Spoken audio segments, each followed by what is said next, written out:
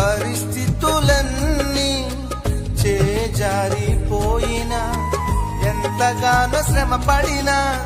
ఫలితమేమి లేకున్నా, అనుకున్నవన్నీ దూరమైపోయినా మంచి రోజులొస్తాయనే నిరీక్షణ లేకున్నా, మారది తలరాతని దిగులు పడకుమా, మారాము